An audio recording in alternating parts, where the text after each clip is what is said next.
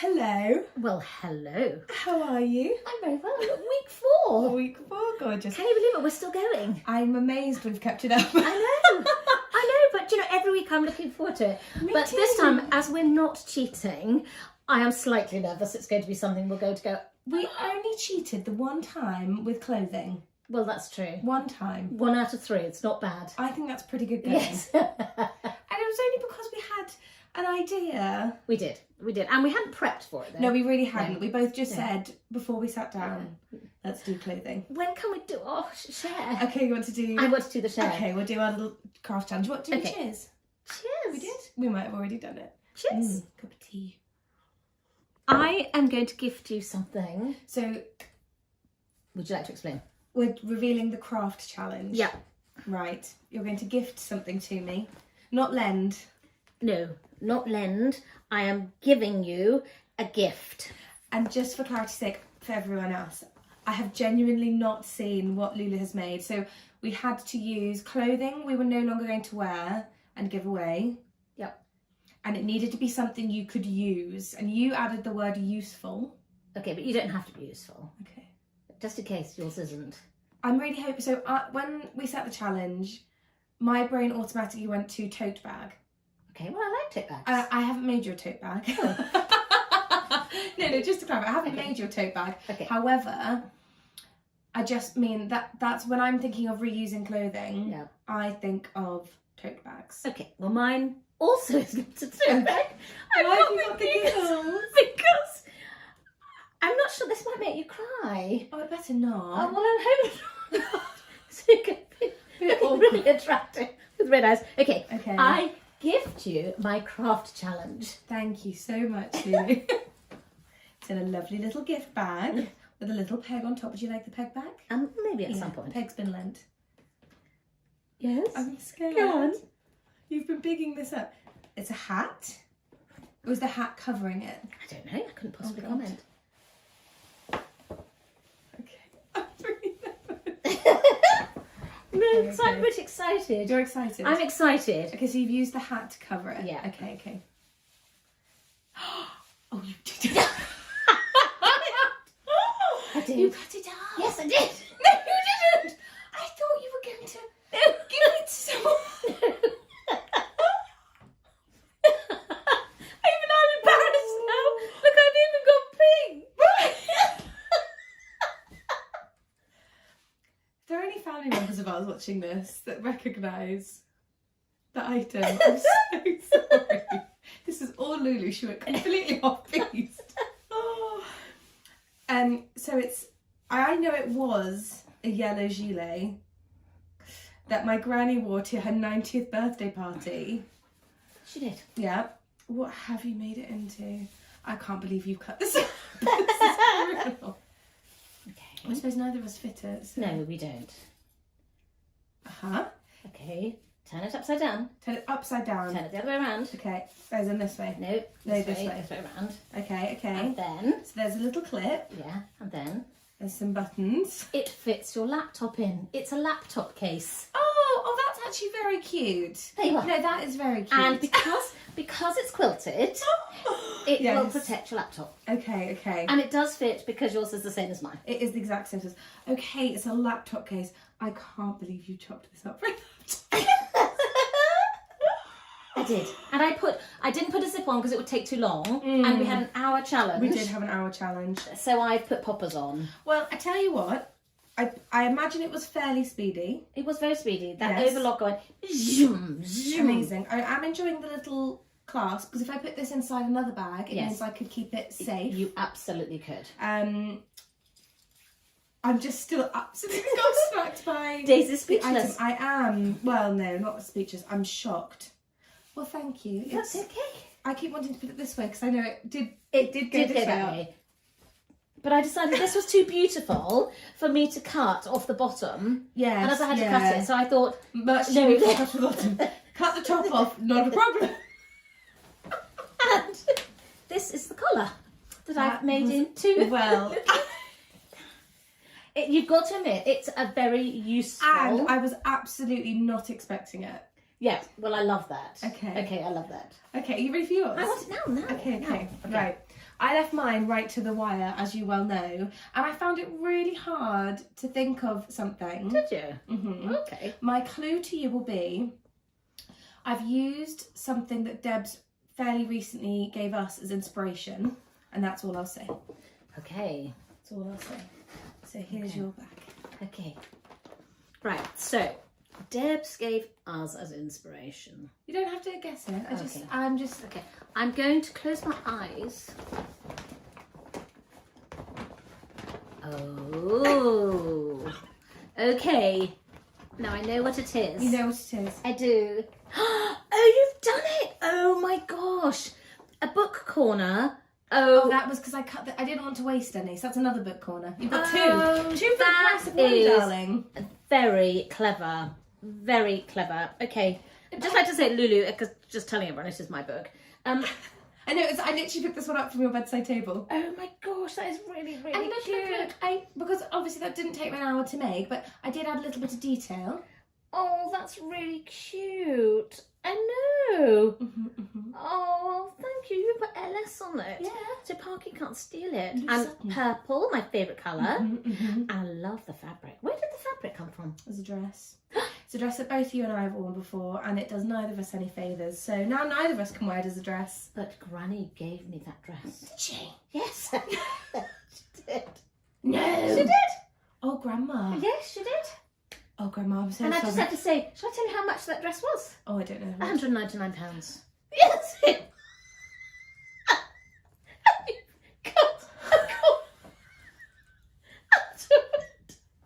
do feel so bad now.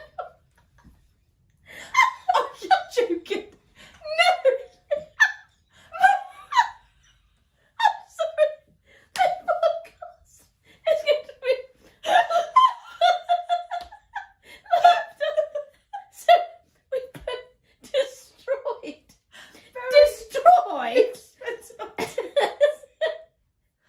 Oh, you're joking. No.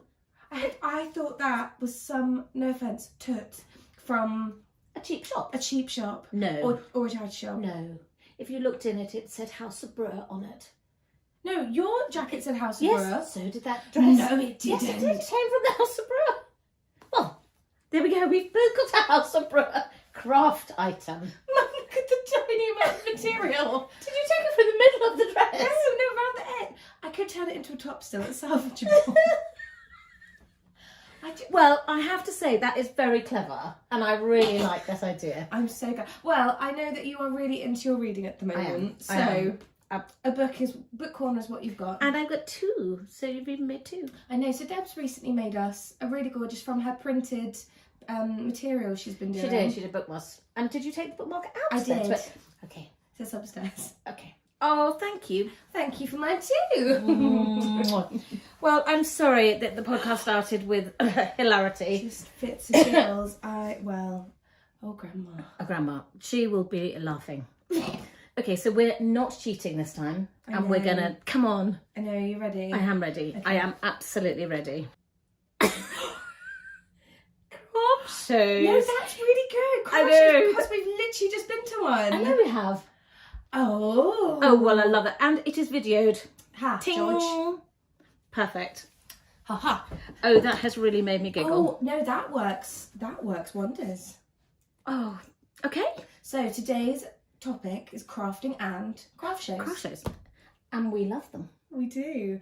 So Lulu and I now go to them as business owners, which is a very different experience from the times we've been as customers. So I do think that we need to discuss both avenues in this podcast. Actually, yes, I agree. I think you can talk as a business owner, and I can talk as Joe Public. Joe Public. We'll go for it, Joe Public. Joe Public. I have always enjoyed a craft fair because I've often gone to get inspiration and cheat and get ideas from other people's stalls. Okay. I know. Oh, as in for so things you can make at home. Yes, things that I can make at home. That is the number one comment that I know as stall owners. They hate. And now being the other side. Yeah. I totally appreciate that you as a crafter coming to the craft show probably could remake the things you're seeing. Absolutely, because they are handmade.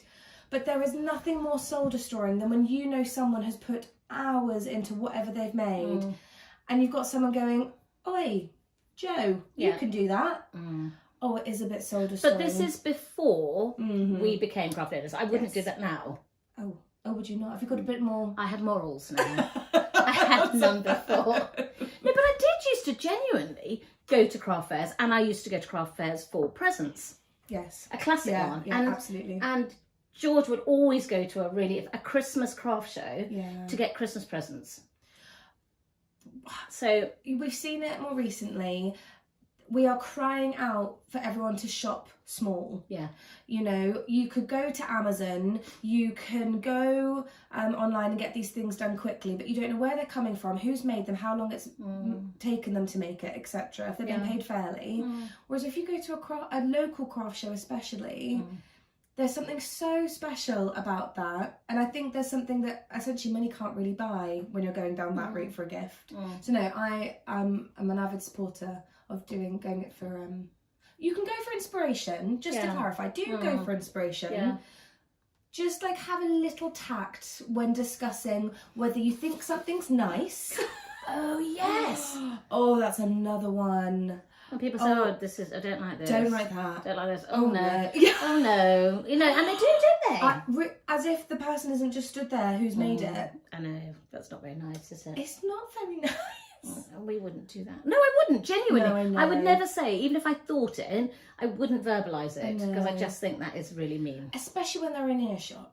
Yeah. You know, when you go to an art gallery, I know people discuss their opinions willy-nilly, but you don't often have the artist stood next to you, listening to you slack off their work. No, that is very, very true. No, I totally agree on that level. No, so I have a question for you then, as Joe Public. Do you go to craft fairs based on what they are selling, or do you go based on the location? And my third point to that is, how far have you travelled for a craft show as a customer? Oh, I've travelled miles. Have you? Yeah, Oh, I so have what travelled 2 hours for a craft fair. Really? And further, because, for an example, I was with Granny and we wanted to go to a craft show at, where did we want to go? I now don't remember. Anyway, we wanted to go to a craft fair, sorry. I don't know where it was, but anyway, we went to, Chatsworth House. Oh, that's yeah. exactly where it was. I was thinking it was Chatham, but no, Chatsworth House. And I said to Granny, this will be amazing. It was a wood one. And you know how Granny and Grandpa loved wood. And we got in the car and we said, right, we're going to make this road trip. So we stopped and had coffee. And then we got there and the stuff was just beautiful. So it was worth the travel. It was worth the travel. Okay. And it wasn't something that you could copy. I mean, it was wood artists that were selling pieces. And Granny bought a bird from there that Uncle Mark now has on his mantelpiece. Oh. And that was from Chatsworth House. So I would travel, but equally, living in Lincolnshire, I, again, would travel an hour. So really it is important to you what is being sold. For me, it's important what's being sold. Me too. I wouldn't just go... No, I don't think I would just go to a local one without the knowledge of who was there. But I tend to always research who is there. See, I never ever would have done in the past. Look for who will be there. You just turn up, and if there's something you like, there's something you like, and if not, it was a nice day out and on you go. Now I go, well, but I think even before I would look. Yeah. Hence, no, definitely, I would. Oh, that's so interesting. No, I just was curious because I'm always amazed when I hear how far some people have travelled, and I think it's lovely, and I think it's a gorgeous thing to do with your time. I just know that I would rather go somewhere more local, or if I happen to be travelling somewhere and there's a craft show on, oh, perfect. No, I totally agree. And why I'm going to use an example, I've slightly digressed, but there was a lady who came to the craft fair on Sunday. Yes. And she said, I looked it up, I saw you were there, and it was worth me driving over an hour to come to you. Oh. So, I mean, people do, that's what I'm saying. So people do look up. Yeah. Well, especially now, with the high street essentially collapsing, people don't have the same opportunity to shop on their local high street. Or even if you wanted to travel for a shop, most shops are closing down, especially craft shops. Yeah. So craft fairs are your best opportunity to go and get your hands on the items you're looking at. It's the visual, isn't it? Because sometimes when it's handmade, you can see a picture of an owl, but actually if you go and you look at the detail and you might think, oh, actually, it's not as I thought it was going to be. It's not the colour that I want. So in that aspect, I think when you're buying individual items, I think that's a really good thing to go and have a look. So I would say there's also a middle point that we're talking about here. We've got people who go because they want to buy a finished product that's been crafted. And then you've got people going to craft shows because they themselves are crafters. So you're looking for supplies. So that's another reason for me that I would want to travel to a craft fair if I wanted to, especially, so we often go to wool shows, for example, and the amount of times people want to colour match. And I imagine it's the same for knitters, it definitely is the same for needle felters. Can I see your yellows? I want to see if it's the right yellow. I'm looking for this specific colour, for example. So I think you do go for different reasons. And it isn't it's actually very unageist. I think that's the other thing. I totally agree. And you might get, because I've noticed when we've done them ourselves, you might have the grandparents with the grandchildren and they'll have given them £5 or £10 and they're saying, oh, we want to get a project that we can make, or they want to buy an item that's already done. I mean, you think with your two little ones. It's a great family And you day never out. know whether they do want the finished item or do they want to make it themselves. I loved this weekend. There was a grandma with her granddaughter. She had given her granddaughter, I want to say £20, and that was for her to spend as she liked. Now, the granddaughter was an avid crocheter, and it was her responsibility. She could buy what she wanted with that money, but when it was gone, it was gone. So she had to keep a tally on what she was spending. And I thought that that was just the most fantastic experience to give your up-and-coming crafter in your family. Because how often do you go to craft shows and you go with a budget, and I say this with quotation marks, and you totally blow it? And do you equally go to craft shows and come away with nothing and think, oh, actually, there was nothing? Oh, absolutely. You're right. The exact opposite is true as well. So from a business point of view, we tend to sign up for shows. If they're an all weekend show, we sign up for shows that are near someone we know well and can potentially stay the night with. You have family, or well, I say you, like we're not related. We have family. We have family up and down the country, all over the shop. So we're quite lucky that we've spread far and wide. For that reason, I'm happy to travel for craft shows. It's very good marketing to try and spread your name out beyond your local area from a business point of view. Business-wise, it feels a little different, especially if I think of when we go to something like the NEC. And it's businesses selling to businesses. That is fascinating. I find that fascinating too, because we've not got to that point yet. No. That's the next step. That's the next level. Okay. I find that a bit intimidating, because then they really want numbers. They do. But it is interesting, because it's also interesting what some of these places sell. Yeah, you're not wrong. You're not wrong. It does. It blows my mind. But what I find more interesting about the craft fairs from a business point of view, and I know I've hopped onto your little stage, no, is also people do not appreciate the cost of a craft show. No, of course not. And I didn't. I had no idea. I mean, it can be from £10 way up to, I mean, at the NEC, they cost £5,500 for one little cubicle, £5,500. And the bigger ones can be up to 20,000, 30,000. So people have no idea. So clearly they have to sell a lot of stock. So the difference is when you go to a business craft fair, you have to there's a minimum amount you can spend on an order. Yeah. It has to be at least 100, if not more, of course. Yeah, because it's businesses looking to sell it on. I had no idea it was that much though. Huge. I got such a shock when I went to the NEC, and I just said quite casually, what is the cost roughly? And thinking we'd be doing it. Oh, maybe not this year. Yeah, seriously. Oh. But also a little village or a little village or a little town that do a craft fair, I think is lovely for locals to get together, not necessarily to purchase, which is obviously one wants them to, but actually you go and have tea and cake and chit chat.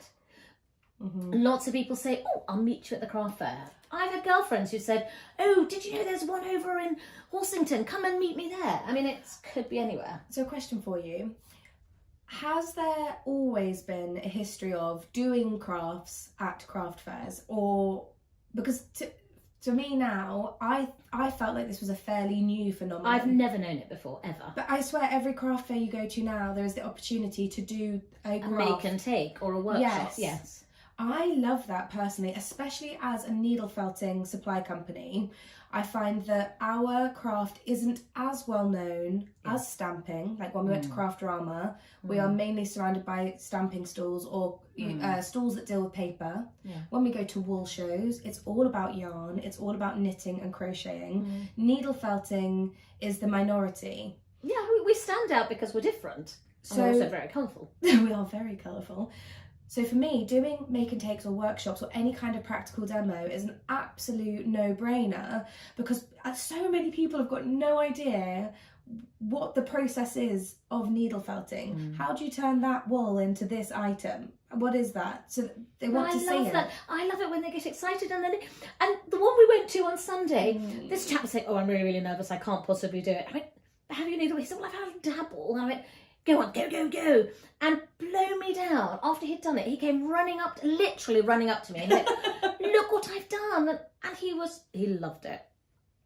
He loved it. I'm delighted to hear he liked it. He did very well. But I like that idea though and I think that is the way to go with some stalls to have.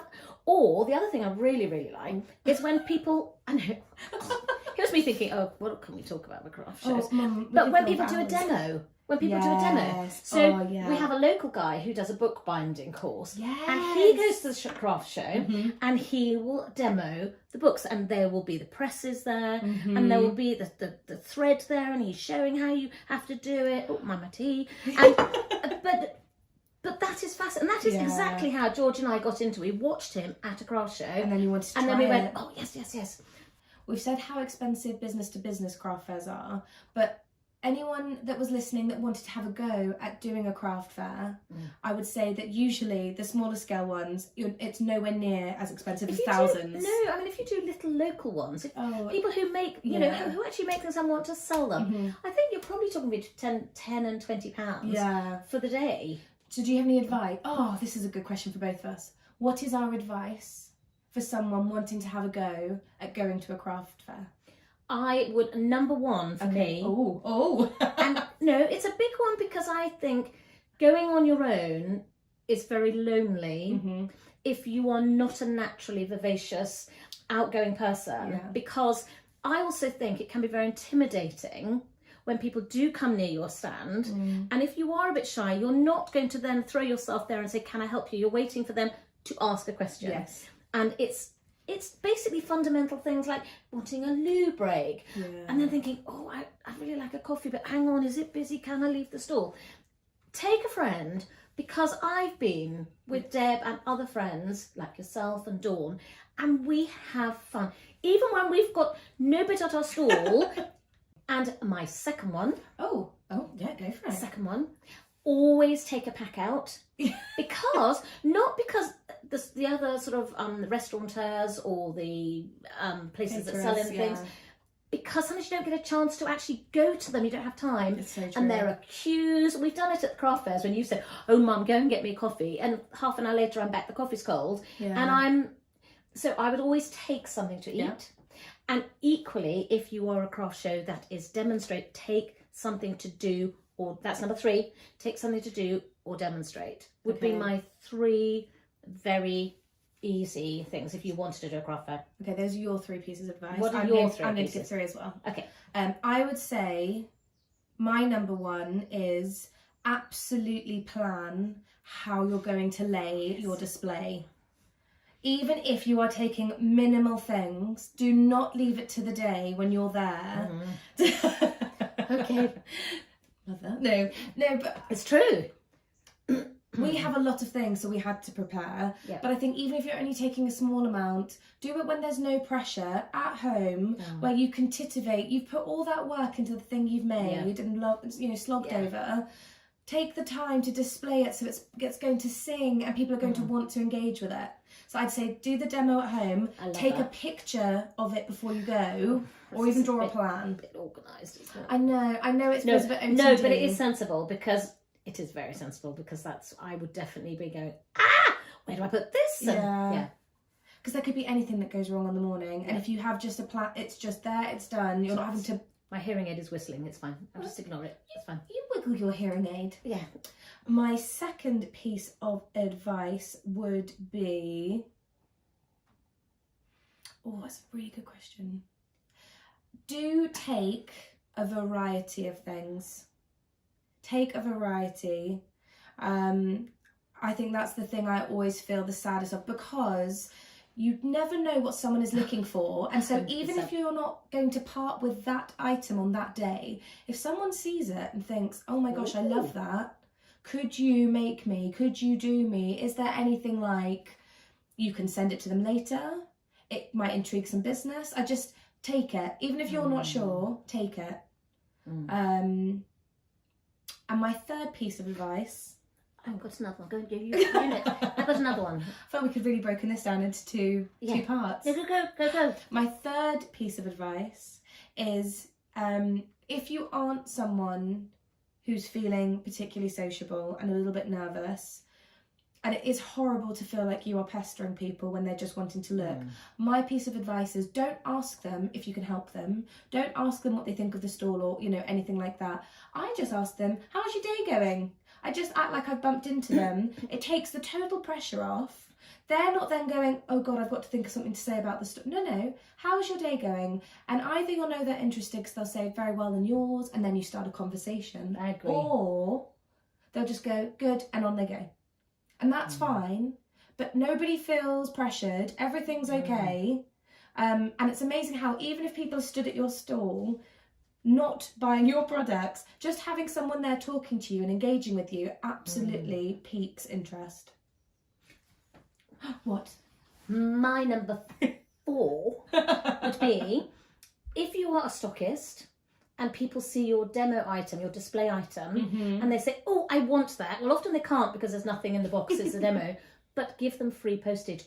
Dangle them a carrot that it's worth them parting with their spondulics now. And then you post it free of charge, because it actually is worth it for you, because you get their name and their address and you're engaging with them. And then at that point you say, would you like us to send you marketing? And trust me, I found that a very sensible thing to do. I think that's fabulous. Yeah.